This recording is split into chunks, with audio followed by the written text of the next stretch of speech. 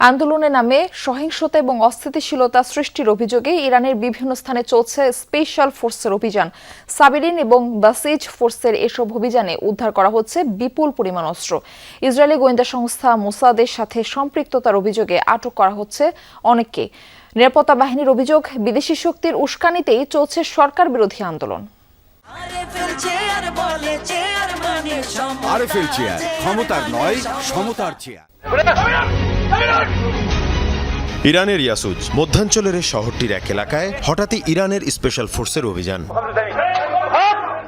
ঘটনাস্থল থেকে উদ্ধার করা হয় বিপুল পরিমাণ অস্ত্র, গোলাবারুদ এবং গোপন নথি। নিরাপত্তা বাহিনীর দাবি, এসব অস্ত্র ব্যবহার করা হচ্ছিল চলমান সরকার বিরোধী আন্দোলনে। অভিযানে আটক করা হয় বেশ কয়েকজনকে। তাদের বিরুদ্ধে চলমান অভিযানে উস্কানির প্রমাণ মিলেছে বলে জানানো হয়। নিরাপত্তার স্বার্থে অভিযানে অংশ নেওয়া সবার পরিচয় গোপন রাখা হয়। অভিযানের এই ভিডিও প্রকাশ করে দেশটির রাষ্ট্রীয় গণমাধ্যম প্রেস টিভি। ইরানে চলমান সরকার বিরোধী আন্দোলনে ইসরায়েল এবং যুক্তরাষ্ট্রের সম্পৃক্ততার বিষয়টি এরই মধ্যে স্পষ্ট। তেহরানের দাবি, আন্দোলনে ইন্ধন দিচ্ছে ইসরায়েলি গোয়েন্দা সংস্থা মোসাদ। তাদের মাধ্যমে আন্দোলনকারীদের মাঝে ছড়ানো হচ্ছে অস্ত্র। গেল কয়েকদিন ধরে ইরান জুড়ে অভিযান চালাচ্ছে দেশটির অ্যান্টি টেররিস্ট ইউনিট এবং স্পেশাল ফোর্স। আন্দোলনে নিরাপত্তা বাহিনীকে লক্ষ্য করে গুলি করতে দেখা যায় অনেক বিক্ষোভকারীকে। তাদের লক্ষ্য করে পাল্টা গুলি ছোড়ে ইরানের নিরাপত্তা বাহিনীও। অস্ত্রধারী এসব আন্দোলনকারীর খোঁজেও চলছে অভিযান।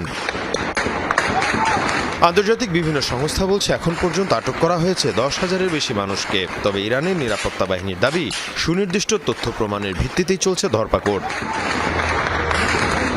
মুশফিকা হাসান, যমুনা নিউজ।